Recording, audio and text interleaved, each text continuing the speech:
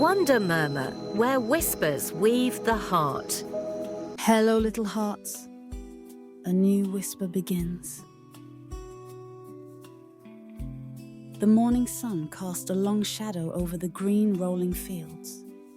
For as long as he could remember, a handsome young horse with a shiny black coat had called this farm home.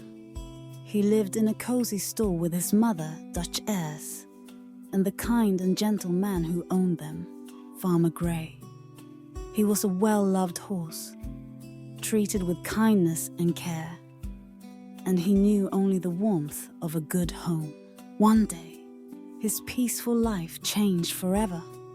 Farmer Gray led him out of the stable, but his eyes were filled with a strange sadness. "Here he is, master," Farmer Gray said to a new man, a stranger. "He's a good boy. He's always done his best." The stranger looked at him, his expression one of admiration. "What a handsome horse. The squire will be very pleased." The words felt like a cold breeze. The horse didn't understand what they meant, but he felt the sadness in Farmer Gray's hand as he patted his neck. The man put his nose in Farmer Gray's palm, trying to comfort him. "Goodbye, boy," Farmer Gray said, his voice thick with emotion. "Be a good horse and always do your best." The lead rope was handed to the stranger, and the horse was led out of the gate, away from the only home he had ever known. He looked back and saw his mother and the other horses watching him, their gazes filled with a quiet farewell. The sadness in his heart was a dull, heavy ache. The new man led him through a wide, white gate and into a magnificent estate. The grounds were vast and the trees tall and green. This was Birkwick Park, his new home. The man, whose name was James, led him to a large, airy stall. "There you go," James said kindly, pouring a handful of sweet grain into the trough. "I'll go tell the squire you're here." The horse looked around. There were 4 stalls in this stable. He was in the largest. A friendly-looking pony with a thick grey mane peered over from the next stall. "Hello," the pony said in a cheerful voice. "What's your name?" I don't have one yet," the horse replied. "They just called me Boy. I think I'm going to live here now." "Well, my name is Merrylegs," the pony said. "I'm very handsome, so the young ladies love to ride me.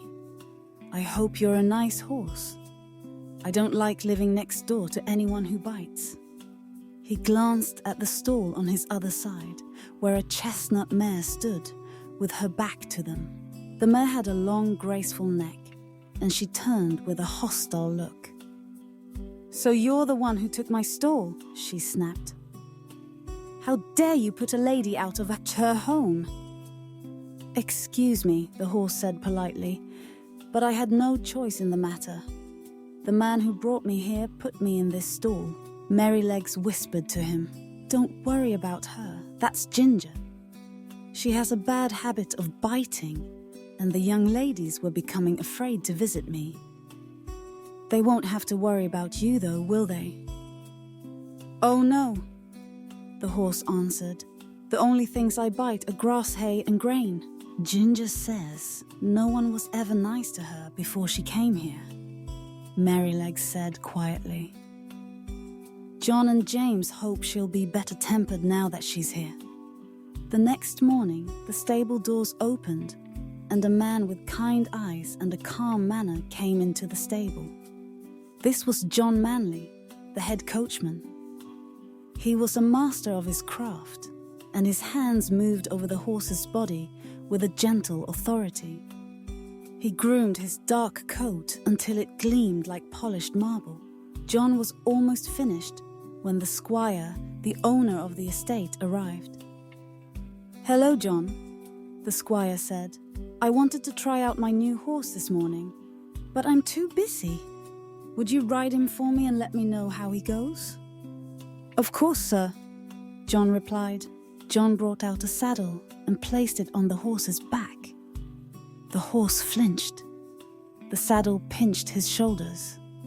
But John, with his kind eyes and sharp mind, immediately noticed. "This saddle doesn't fit," he said to himself.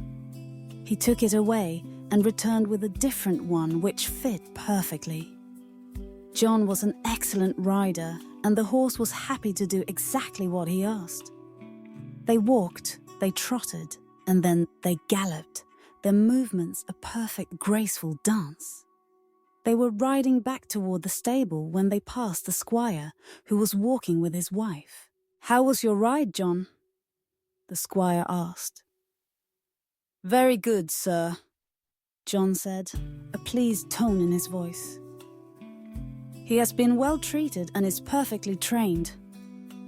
"Excellent," the squire exclaimed. "I'll try him myself tomorrow."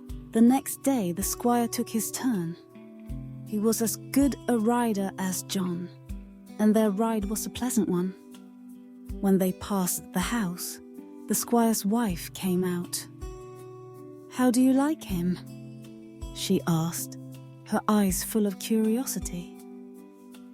"I've never ridden a finer horse," the squire replied, patting the horse's neck. "Now all this fellow needs is a name. Should we call him Blackbird like your uncle's old horse?" his wife suggested. The squire shook his head. "He is much too handsome for that." "He is handsomer than Blackbird ever was." "You're right," his wife agreed, stepping closer. "He really is a beauty. We should call him Black Beauty." The squire looked at him thoughtfully. "Black Beauty," he said, a smile forming on his lips. "I like it." And so, he had a new home, a kind and understanding new family, and a new name that fit him perfectly. He was no longer just the boy, but Black Beauty. His heart, which had been so sad, was now full of a quiet hope. He knew that even though he had lost one good home, he had found another. The whisper of his new life had just begun. Wonder murmur, the story departs, yet the whisper imparts.